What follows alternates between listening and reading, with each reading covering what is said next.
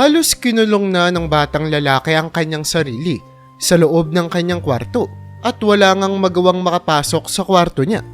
Pero nang dumating ang isang pulis at buksan ng pinto ng kwarto niya, ay hindi sila makapaniwala sa kanilang natuklasan. Sa isang tahimik at payapa na barangay sa Quezon City, ay nagkakaroon na nga ng usap-usapan ang maraming mga tao sa lugar na iyon. Sa isang partikular kasi na bahay sa dulo ng kanilang barangay ay naging usap-usapan ang isang batang lalaki na hindi nga magawang lumabas sa kanilang bahay na para bang may labis itong kinatatakutan. Isang bagay na hindi niya kayang ipaliwanag o kahit na sabihin sa sarili niya pang mga magulang. Habang tumatagal, palala lamang ng palala ang sitwasyon at palakas ng palakas ang bulungan ng kanilang mga kapitbahay patungkol sa partikular na bahay na iyon at patungkol sa batang lalaki na merong tila ba kakaibang kondisyon sa kanyang pag-iisip. Naalala mo ba yung batang si Alex, yung nakatira dun sa dulong bahay? Napapansin mo ba? Hindi na siya lumalabas ng bahay. Pero ang usap-usapan maging sa sarili niyang kwarto, hindi na rin daw siya lumalabas. Ilang linggo na, Mare. Nakapagtataka na talaga. Wika ng babae nilang kapitbahay habang nakikipagtsismisan sa isa pang kapitbahay. Tumango naman ang kanyang kausap. Talagang kakaiba no? Balita ko nga nag-aalala na talaga yung mga magulang niya. Walang nakakaalam kung ano bang ginagawa ng bata na yun sa kwarto niya. Maya-maya pa ay meron na namang lumapit na isa pa nilang kapitbahay upang makiasyoso. Alam niyo, nakita ko yung magulang ng batang yun, si Alex, nakarang araw lang. Kitang-kita ko na pagod na yung mukha niya. Siguro sobra na talaga siyang nahihirapan sa nangyari sa anak niya. Wika nito. Iba't ibang mga espekulasyon man ang nabobuo sa isipan ng kanilang mga kapitbahay, pero ang totoong nakakaalam ng lalim ng problema at pinagdadaanan ng pamilyang ito ay ang mag-asawang si Ginoo at Ginang Santos. At sa loob nga ng partikular na bahay na pinagchichismisan ng kanilang mga kapitbahay, nakaupo ang mag-asawang Santos sa kanilang kusina. Magkaharapan sila at mababakas ang pag-aalala sa ekspresyon ng kanilang mga muka. Nang biglang tumunog ang telepono ni Ginang Santos na mabilis niya namang sinagot. Officer, magandang araw po. Oho, ako po si Ginang Santos. Kailangan po namin ng tulong ninyo. Katulad po ng sinabi ko po sa presinto, yung anak po namin, hindi pa rin po lumalabas ng kwarto niya ilang mga araw na. At kahit po anong gawin namin ay hindi niya pumabuksan yung pinto. Namumugto na nga rin ang mga luha ni Ginang Santos. Ginawa naman na po namin ng lahat Pero hanggang dito na lang po siguro yung kakayanan namin. Pakiusap po, kailangan na po namin ng profesional na tulong. May mapapatala po ba kayong pulis para mabisita po yung bahay namin?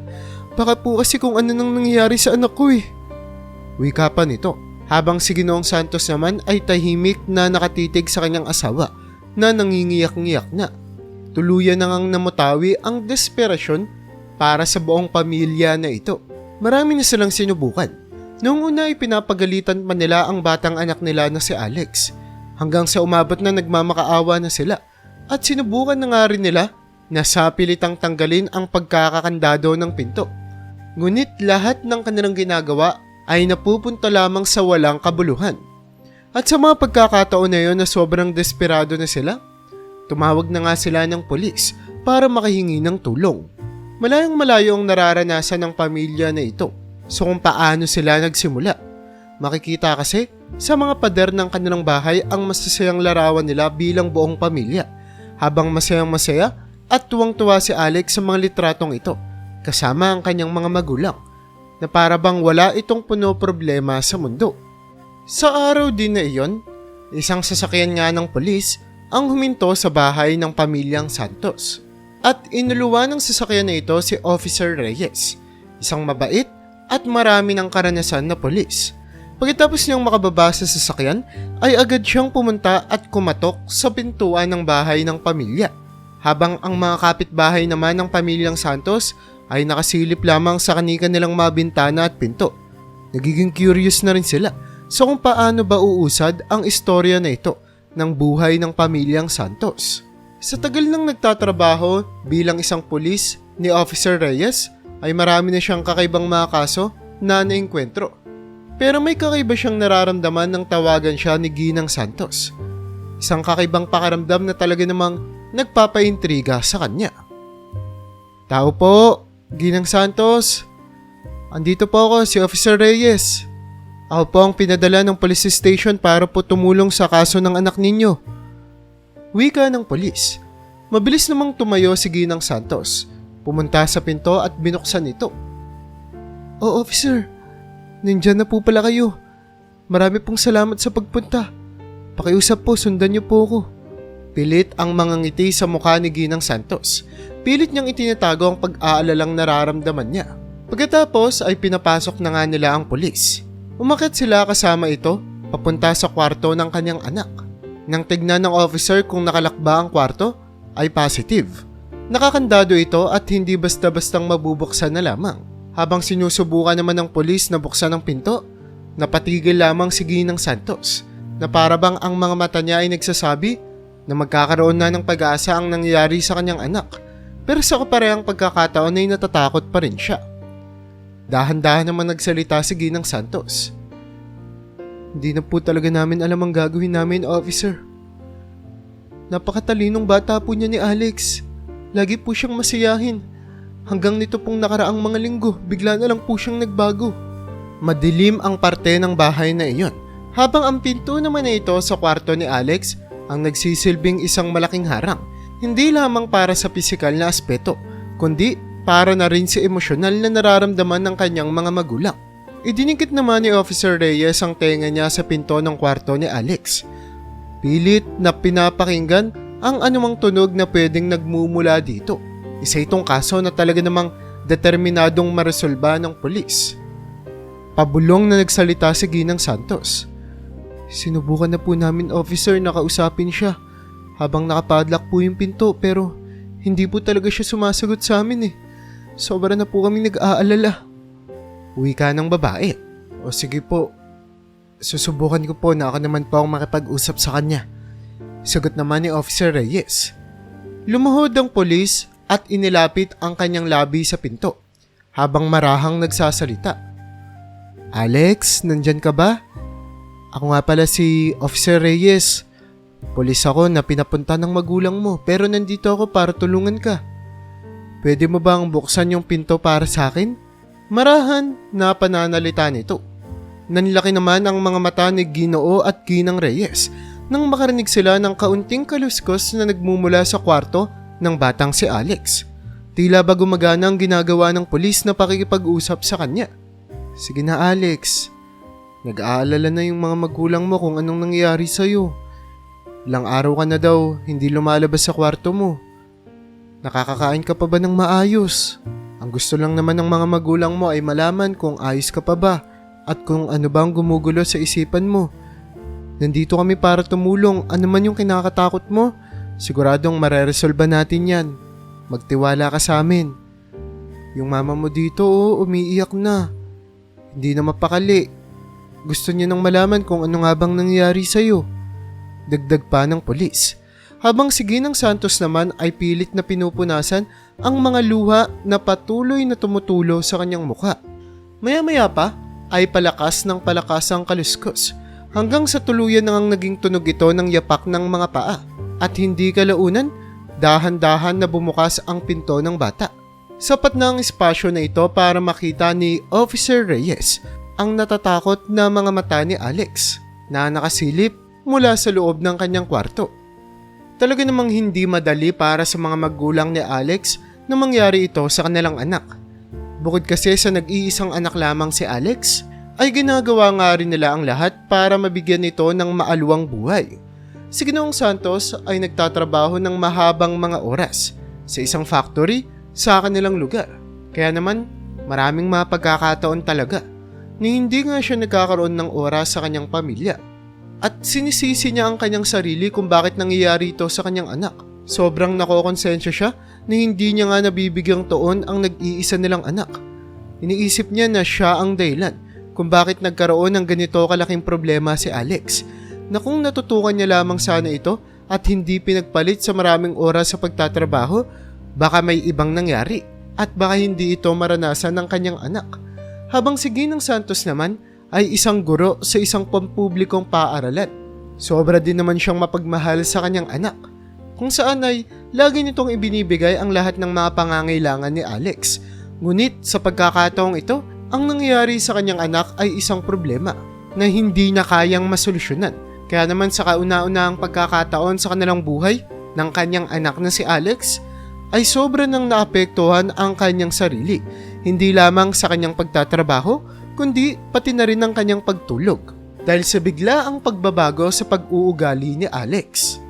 Nang buksan na nga ng bata ang pinto, alam ni Officer Reyes na kinakailangan niyang maging alisto at maingat sa kung ano man ang sasabihin at gagawin niya. Kaya naman, dahan-dahang ngumiti ang pulis sa bata. Okay lang yan. Andito ako, pinatawag ako ng mama mo para siguraduhin ligtas at maayos ka. Pwede ba akong pumasok sa loob ng kwarto mo? Dahan-dahan na pagtatanong ng pulis. Totoo po bang nandito ka po para tumulong? Tanong ng bata, na mayroong natatakot na tono sa kanyang pagsasalita.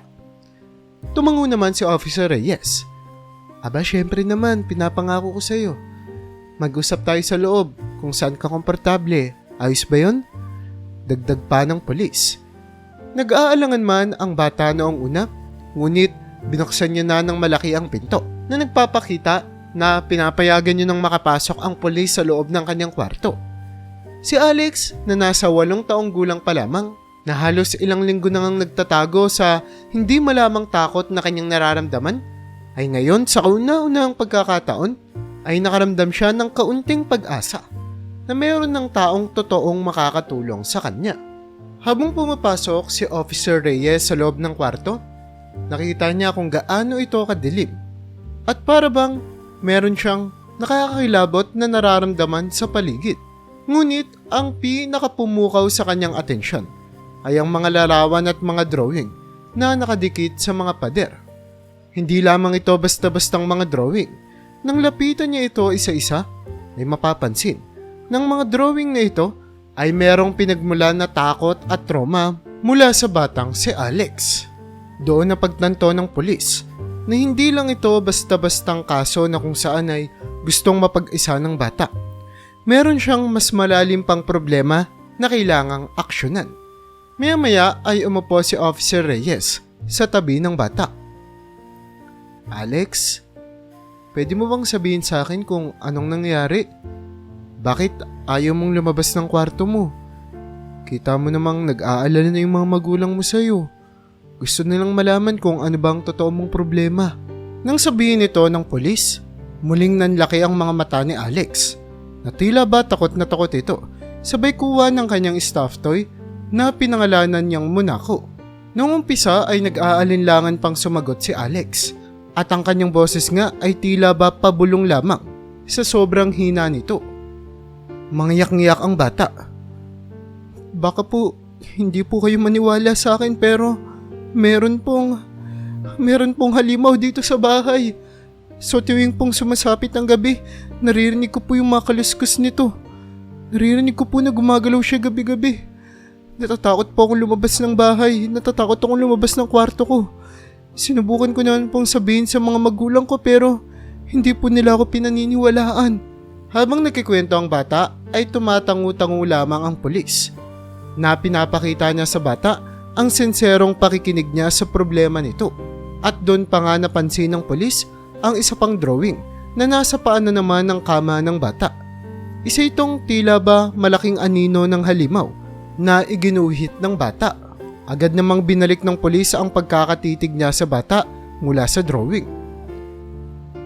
Anong klaseng halimaw yung tinutukoy mo, Alex? Tanong ng pulis.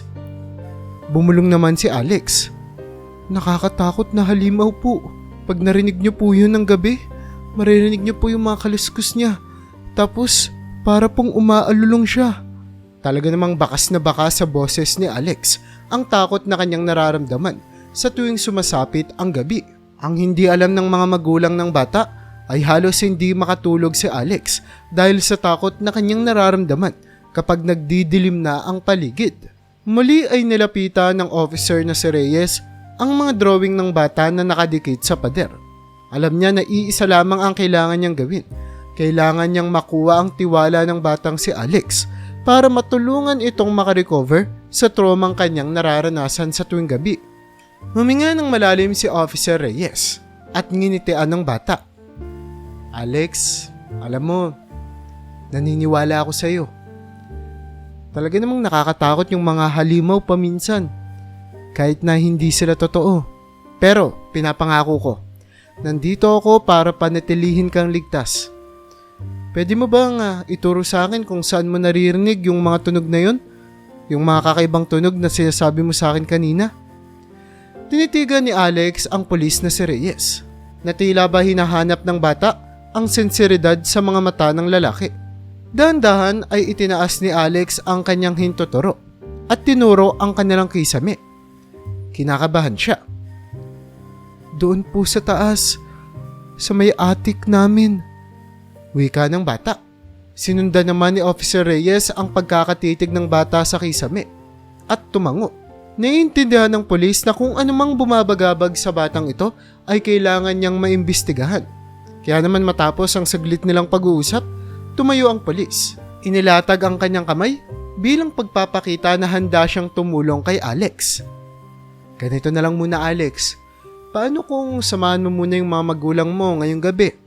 Habang doon naman ako sa taas, iimbestigahan ko yung attic ng bahay ninyo. Sigurado akong mareresolba natin to. Hindi mo alam, ako yata ang pinakamagaling na pulis dito sa lugar natin. Pabirong wika niya.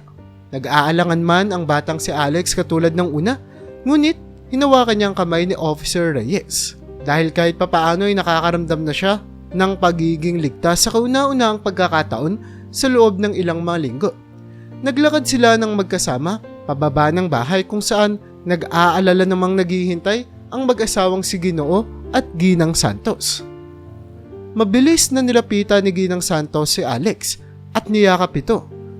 O Diyos ko, anak ko, okay ka lang ba? Pag-aalalang tanong ng babae. Tumango naman si Alex. Opo. Ang sabi po sa akin ni Officer Reyes, pupunta daw po siya sa attic para po imbestigahan kung ano man po yung kinakatakutan ko. Napatingin naman si Ginoong Santos kay Officer Reyes na may pinaghalong pag-asa at desperasyon sa kanyang mga mata. Sabay ngiti sa kanya. Marami pong salamat, Officer. Pakiusap po, hanapin niyo po kung ano man ang tumatakot sa kawawang anak ko. Samantala, ang koneksyon naman sa pagitan ni Officer Reyes at ng batang si Alex ay patuloy lamang tumatatag. Nagkakaroon na sila ng tiwala sa isa't isa at ginagawa naman ni Officer Reyes ang lahat para mapanatili ang pangako niya ng kaligtasan sa bata. Habang hinahanda nga ni Officer Reyes ang kanyang sarili na harapin ang isang bagay na sobrang kinatatakutan ng bata. Alam niya na nakasalalay sa kanya ang takot na nararamdaman ni Alex at ang pag-asa naman ng mga magulang nito. Okay, Ginoo at Ginang Santos, ganito po ang gagawin natin. Ang sabi po kasi ng anak ninyo sa akin, sa tuwing lumalalim po ang gabi, doon daw po nagpapakita yung halimaw na kinatatakutan niya. Napatingin si Officer Reyes kay Alex. Kaya para po mas malinawan po tayong lahat, mananatili po ako ngayong gabi. Dito po muna ako buong gabi hanggang sa maresolba po natin kung ano man po ang pinoproblema ng anak ninyo. Pagpapaliwanag ni Officer Reyes sa magiging sistema ng investigasyon.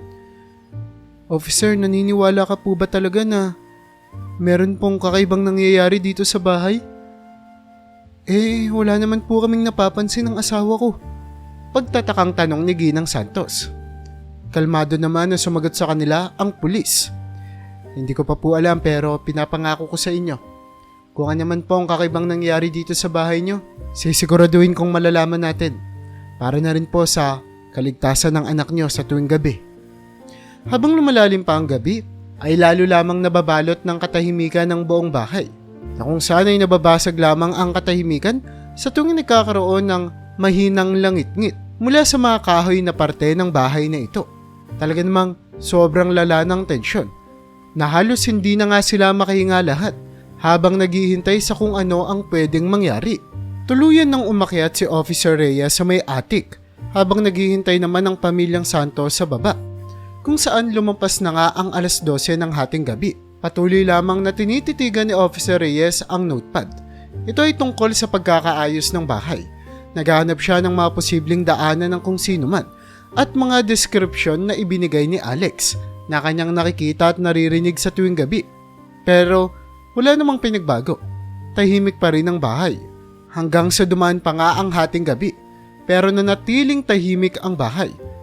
Lumalaki na nga ang kabang nararamdaman ng lahat. Bawat kaluskos na kanilang naririnig ay nagpapataas sa kanilang mga balahibo. Hanggang sa maya-maya nga ay nakarinig sa Officer Reyes ng isang mahinang ingay na nagmumula sa attic. Agad siyang tumayo. Ang kanyang kamay ay kusang lumipat at humawak sa kanyang flashlight. Habang nakikinig siyang mabuti, pinapakinggan ang mahinang kaluskos. Malakas ang pagtibok ng puso niya dahil sa kaba. Ito na yun, bulong niya sa kanyang sarili. Tahimik siyang lumapit sa pinagmumulan ng ingay. Maingat ang bawat galaw niya dahil tulog na ang pamilyang Santos at ayaw niyang makadistorbo sa mga ito.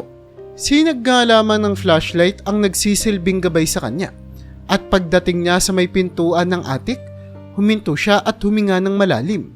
Sa unang tingin pa lamang ay mahahalata na ang attic na ito ay napag-iwanan na ng panahon. Puno na lamang ito ng mga alaala ng nakaraan. Mga lumang kahon, laruan at iba't iba pang mga bagay na nakakalat na natatakpan na nga ng alikabok. Habang sinusuyod ni Officer Reyes ang attic, palakas lamang ng palakas ang kaluskos. Hanggang sa huminto siya sa tabi ng isang lumang baul. Ang ingay ay nanggagaling sa likod nito. Anong meron sa likod ng baul na to? Tanong ni Officer Reyes sa kanyang sarili.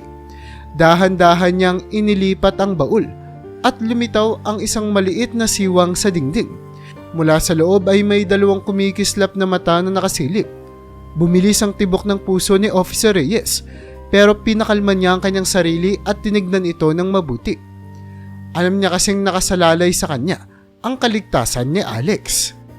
Tinutok ni Officer Reyes ang flashlight niya sa siwang ng dingding na ito at tumambad sa kanya ang isang musang. Ang mga mata nito ay malaki dahil sa takot na nararamdaman ng nilalang. Patuloy lamang ang pag-atras ng musang na ito na isang maliit na uri ng pusa na tanging sa timog at kanlurang bahagi lamang ng Asya matatagpuan. Takot na takot ang musang na ito sa presensya ng pulis. Kaya naman dahan-dahan na nilapitan ni Officer Reyes ang nilalang. Okay lang yan. Kaibigan mo ko. Di ako makapaniwala na ikaw lang pala ang sanhi ng lahat ng gulo na ito. Wika ng pulis. Maingat niyang iniabot at dahan-dahan niyang hinuli ang musang. Binalot ito sa isang tela upang pakalmahin. Maya-maya pa ay bumaba siya pabalik sa bahay.